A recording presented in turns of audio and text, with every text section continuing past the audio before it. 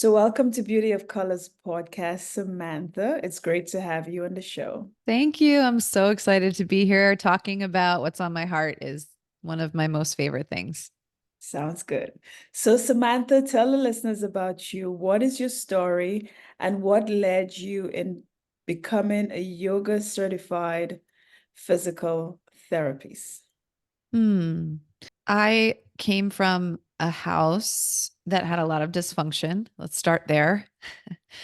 Academics were really important in my house. And by the time I was in early adolescence, my parents were deeply unhappy. My father was living downstairs. And so whatever my mom said was really what I did and what I understood to be the way forward in my life. And she had had a very financially unstable life. So she was like, a degree is something nobody can take from you.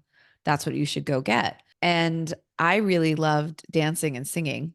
I wanted to be a famous something or other, wasn't quite sure what that would look like, and went the academic route for a time, got a degree in communications, ended up going from Boston University to Fordham, where I was living in Manhattan, bartending to pay the rent. I was quite young, auditioning, trying to balance and straddle myself between the world I wanted to be in and the one my mom wanted me to be in. And all the while, I was drinking quite a bit. And again, that stuff was highly normalized in my house. Plus, I was a hardwired perfectionist. So I saw no need to worry about losing control of substances. And in my pursuit to try and figure out, was I going to do this dancing, singing thing or play it safe?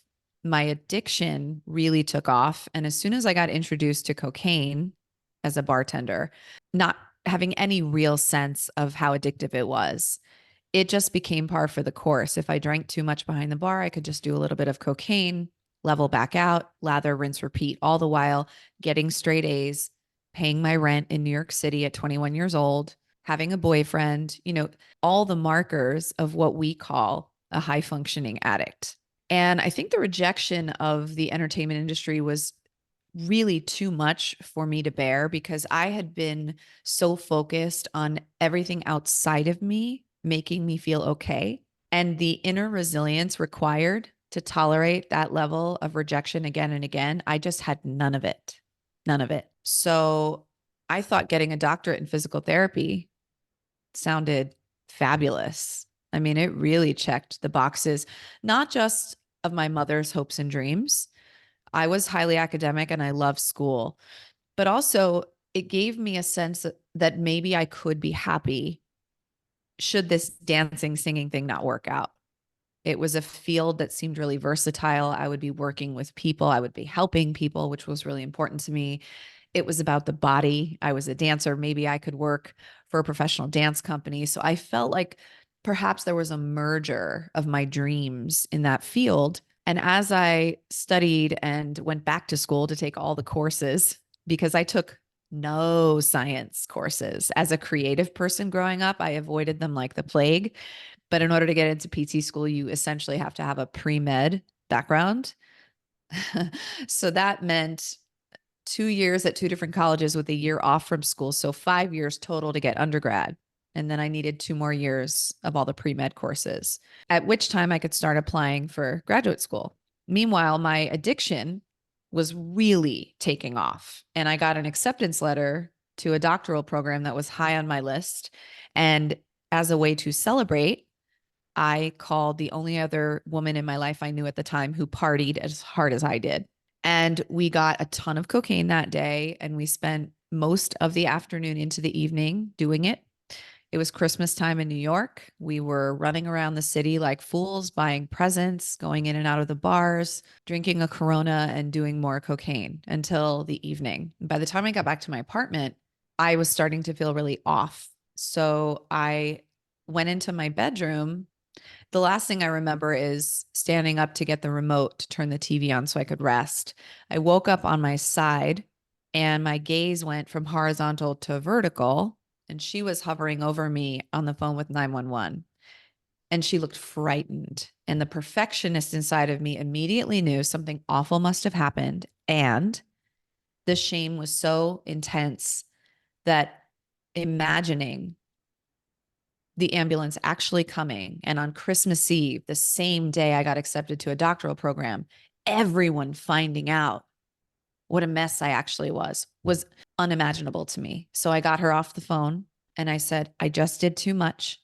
Let's just call a mutual friend. This is not a big deal, even though inside it was a very, very big deal. That was going to be the beginning of a sober journey, though it would be quite a long time before I really got into the rooms of recovery and had enough sober experience that I could then infuse some of those life practices into my private practice that I started once I did become a physical therapist and moved out to California.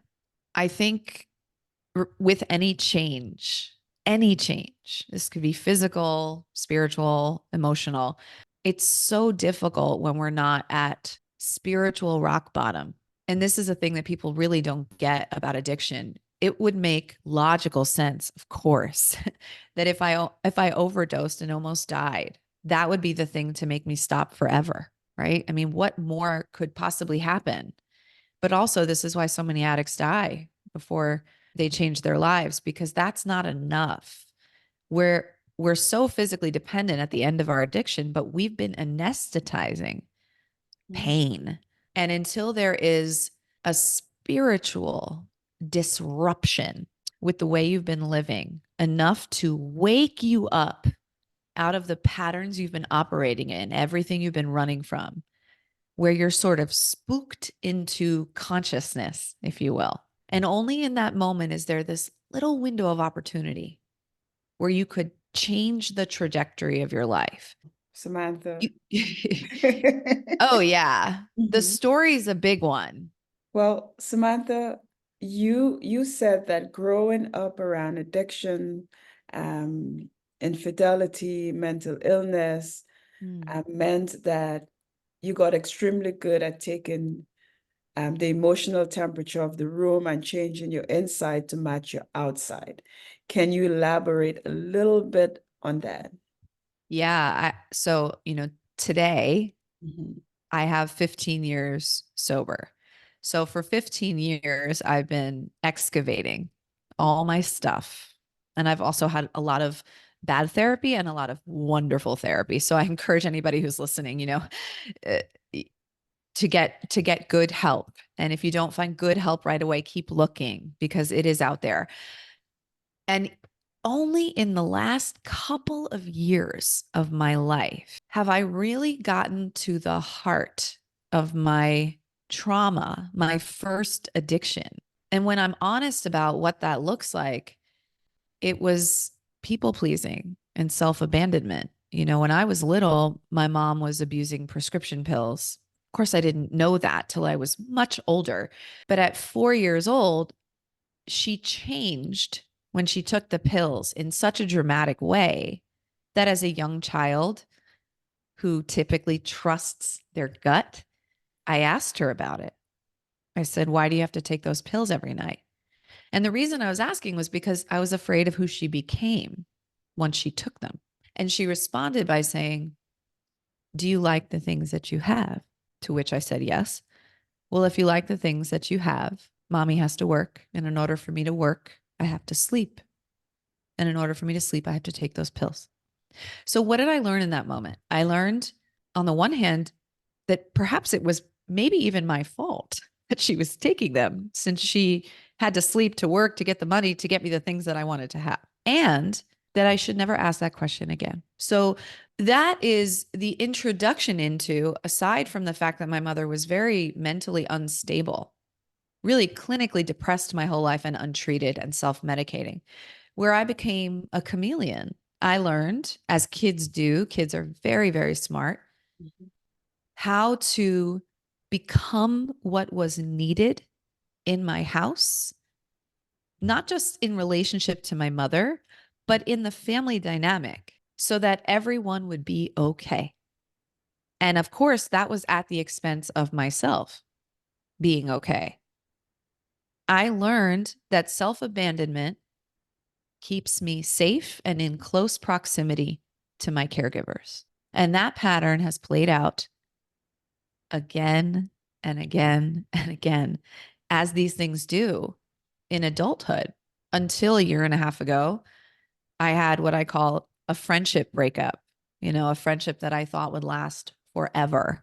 And that was, for some reason, the one that woke me up, where I got back to that little window of clarity where I thought, you've been chasing down these friendships, loving on people so hard, losing yourself in the process because you're thinking if you love them hard enough, they'll never leave you like your mom did emotionally, constantly, or like your sister did when she died of a drug overdose 2 years ago.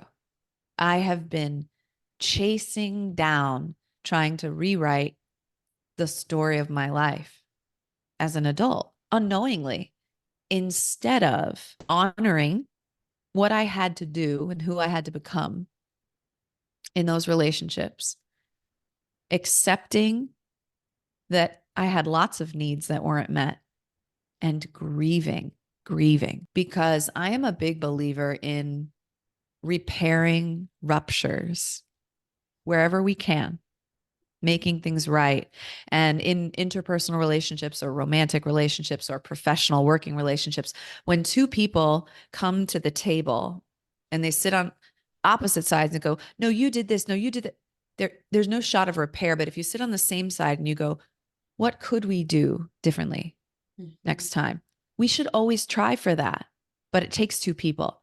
But when we cannot repair something like childhood trauma, offenses, crimes against our humanity, like neglect, abuse, and we keep trying to do that, trying to control the outcome of this horrible thing where we were powerless, it's like a hamster in a wheel. And we keep getting devastated and let down. And then there's evidence all around us that the world is so unfair again, instead of grieving what was taken from us and what we have lost so that we can get to the other side of it and hopefully help somebody else. So Samantha, you talked about self-abandonment.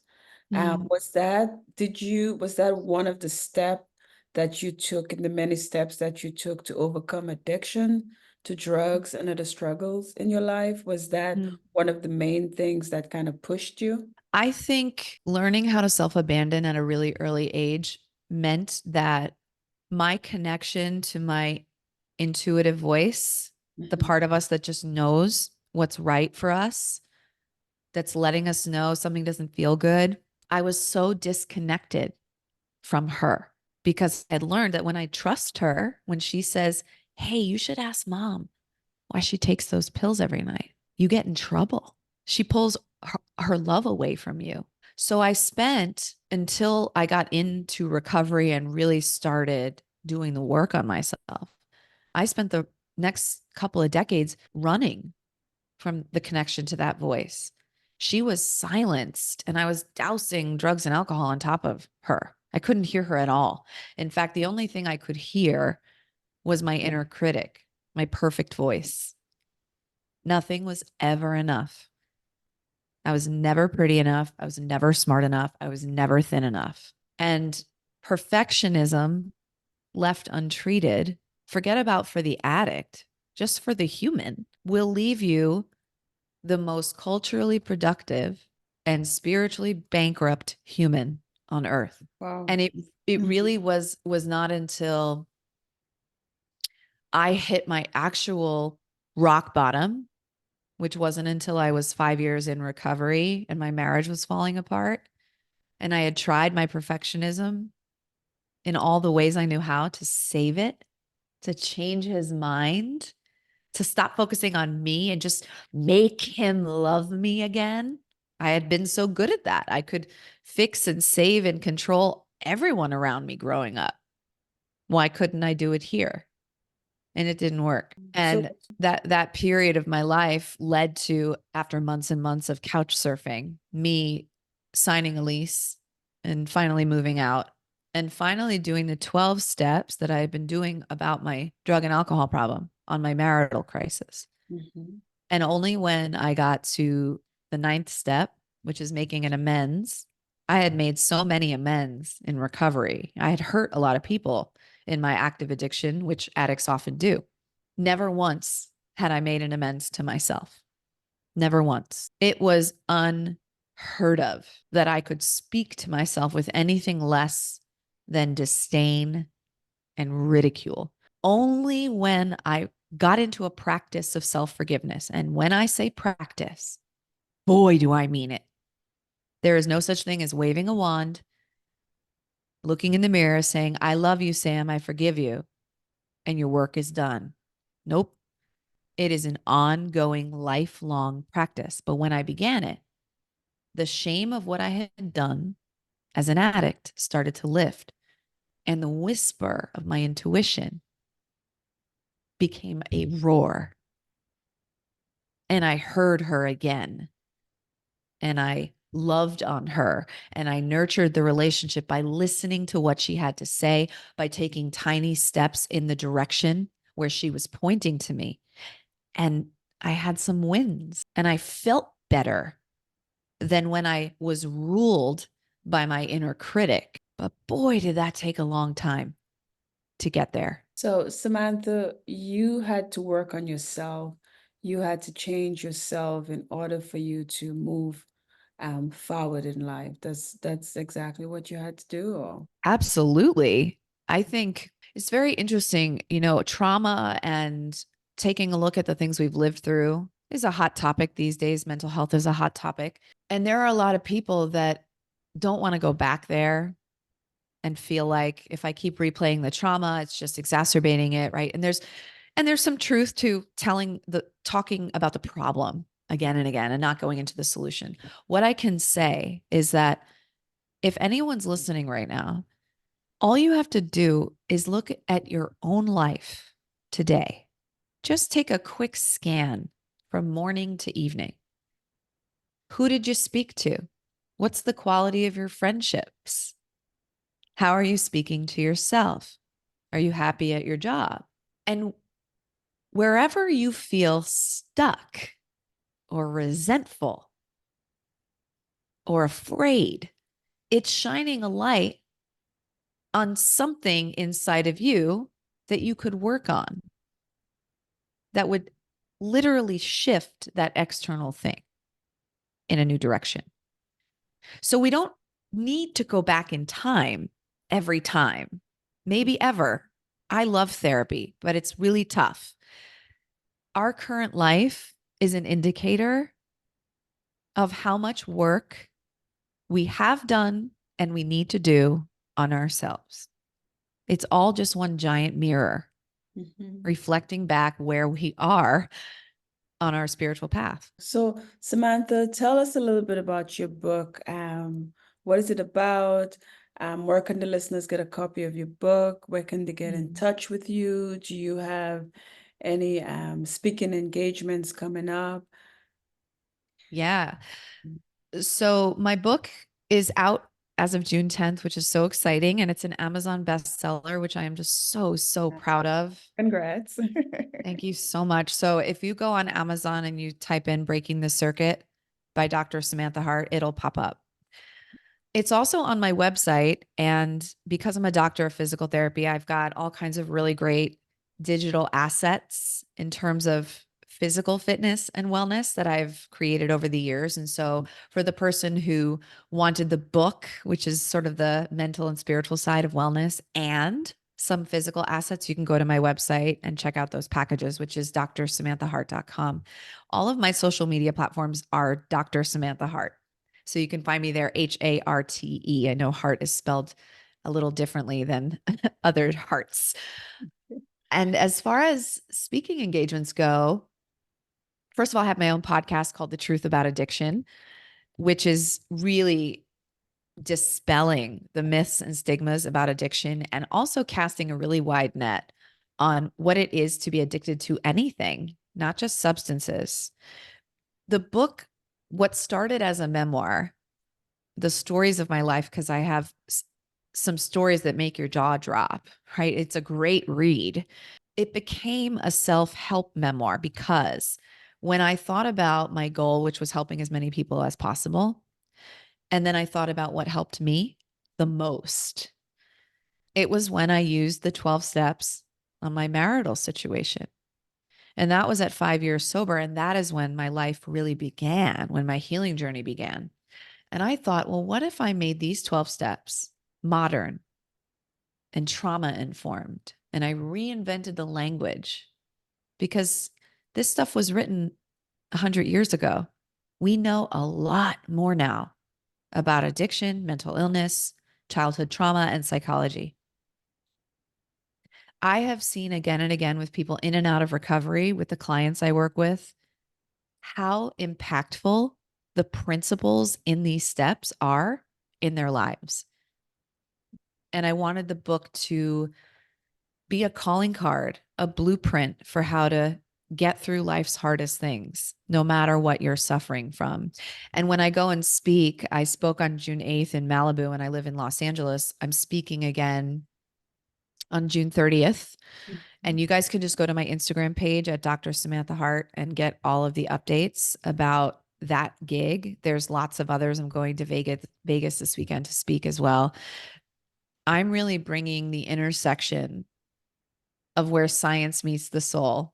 Everything I learned as a clinician about the science of real change and the soulfulness of my lived experience and how I got from where I was to where I am today. So, Samantha, do you have any last words for the listeners? If you do, what would you say to someone who's facing trauma or Mm. someone who has been through a similar circumstance like yours, and they just want to move on and they just want to get that hope and that Mm. encouragement? I'm going to say two things that are directly related. The first is, of all the amends I've ever made, none was as important as the one I made to myself. And so, to the person suffering or struggling right now, what I want you to know is that no matter how many bad choices you have made, you are not a bad person. And I am proud of you. Wow, nicely said, Samantha. Well, Samantha, thank you for being on Beauty of Colors podcast and for sharing your story. Thank you for having me.